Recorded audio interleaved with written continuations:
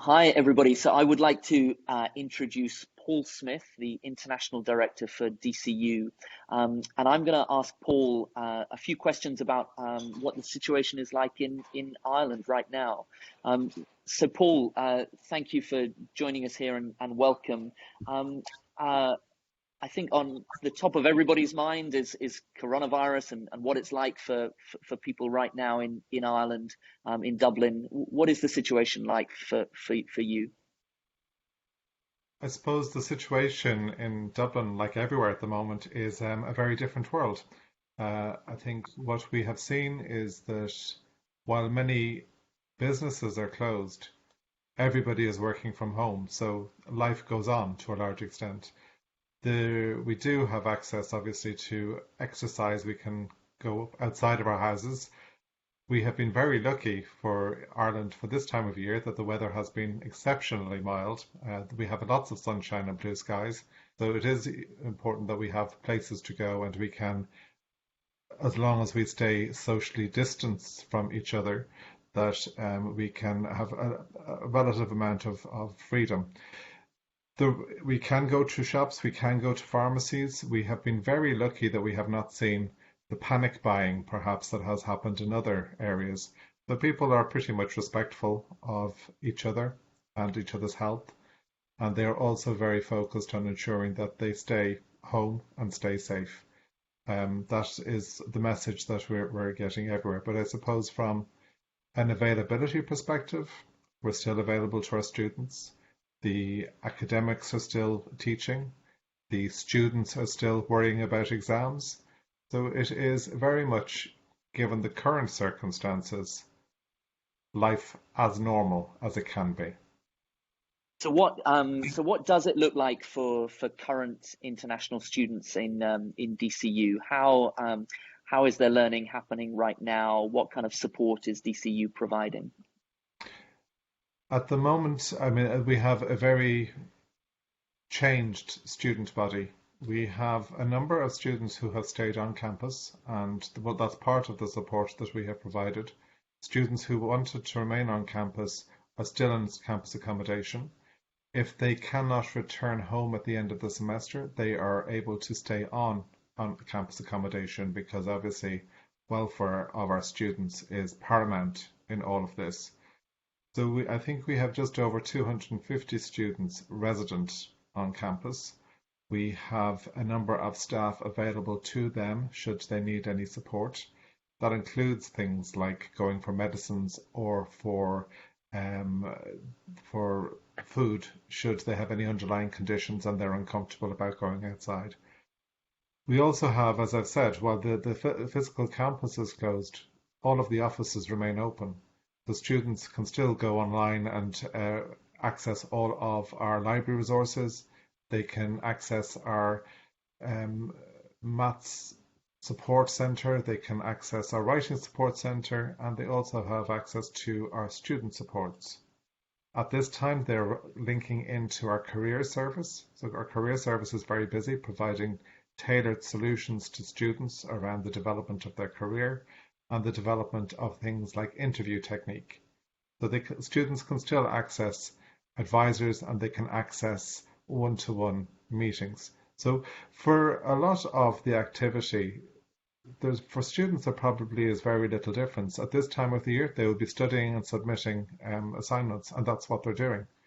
They are getting the feedback as you would expect. The other things that we are trying to ensure is that we have a very close relationship with the various embassies, and they too are providing support for our students. I think it is one area where we've seen a certain coming together and a development of community that may not otherwise have happened. So I think it surprises people, how it is not a distance education model. It is an online education experience. And I think it's important that people appreciate that it is not that the individuals are stuck in the room. They are still very much connected to each other and to the university and to the potential for their career development. That's really great to hear, Paul. And maybe that segues to my next question, which is what is going to happen for postgraduate students in September at DCU?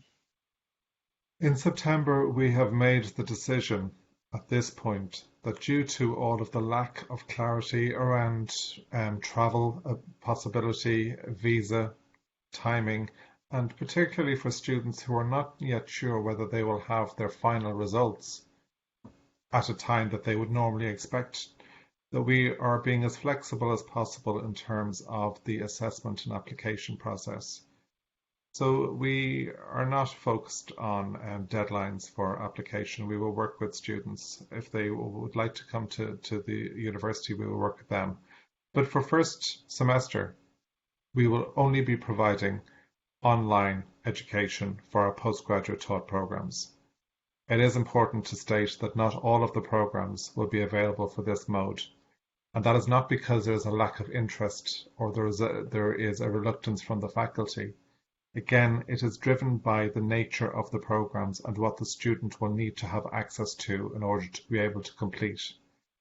So if there is specific software, if there is hardware that they need to access, I'm thinking particularly of things like journalism, where they may need to do radio editing and video, it would not be reasonable to expect somebody through an online, using their own laptop, to be able to access that level of technology. So there are some that are not available, but the vast majority, particularly in business and science and health, and in the Faculty of Engineering and Computing, they are being made available online. And again, this is not just purely putting content online. This is about a student experience. The students will continue to interact with the academics. They will continue to work in groups, and they will continue to have to do presentations. So yes, it is different in terms of its delivery, but the content, the quality, and the academic achievement will be exactly the same. When students arrive in January to the campus, they will have an orientation to make them familiar with the campus, and then they will start their on-campus experience. Students typically will be with us for the second semester for teaching, and then they will move to on-campus for their practicum or for their final dissertation. So we would expect that students will be on campus from January until the end of August. So it is still a considerable amount of their program will be on campus, in classroom, and connected to academics. So that is pretty much the experience that we expect for students to have. And as I say, the reason that we made that decision now is to provide clarity so students can plan. They will know that they will start their study, but they will not have to make travel arrangements. They will not have to worry about securing accommodation. And we will work with students for their second semester to ensure that they have accommodation available to them. That's really great to hear, Paul. And I think there's a discount available to students who pay tuition before the 1st of July. What we've done, Jacob, is that we are providing payment mechanism is that we appreciate that students may not be in a position to provide all of the fee upfront. What we are doing is we're doing a split of fee payment, so it will be 60% to be paid before they start semester 1, and the final 40% will be paid before they start semester 2. We acknowledge that students will obviously may need additional support, so there is a 2020 bursary, and the value of that bursary is the €1,000 fee discount, which will be applied to all offer holders. And if the student has scholarship and bursary, that fee reduction will happen in the second semester payment. That's great. Thanks, Paul. And how about visas? What should students know about applying for visas if they're going to take up the offer to study online in September? I think it's very important that students know that the visa process will remain the same, in that students are expected to apply for and have secured their visa prior to starting their online experience. There's a very simple reason for this. We don't want a situation where a student starts the program and then during semester 1 they discover that they haven't been able to achieve a visa and they cannot progress to semester 2. We want to make sure that students are fully visa compliant before they begin the program. What the visa offices have said that they are going to do is they're going to post-date the start time of that visa. So the visa will only become active from the 1st of December. So students will have 90 days from the 1st of December to come to Ireland to register on their program and to attend for their GNIB appointment. So I think we're happy that the Department of Justice are providing a flexibility there, but I do think it's important that students who begin studying do not then have to worry about during the first semester, will I get a visa, won't I get a visa? That decision will be made prior to commencement of the program.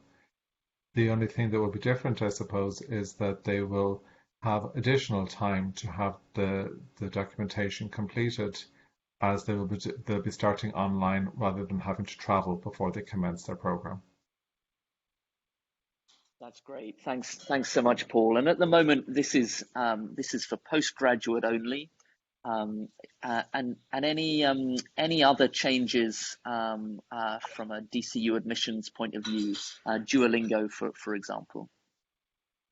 Yes, so we're very much aware that not all students are able to access the traditional English language tests that have been available. We are very happy to accept IELTS, TOEFL and Pearson online versions, as well as if students are able to access those, or if they can access test centres. But we have also added the addition of Duolingo test for this particular intake. This is being done on an exception basis, and it is only for 2020. I have been asked if people take the Duolingo and are successful in securing an offer for 2020, but for whatever reason decide to defer to 2021, will they need to retake the English language?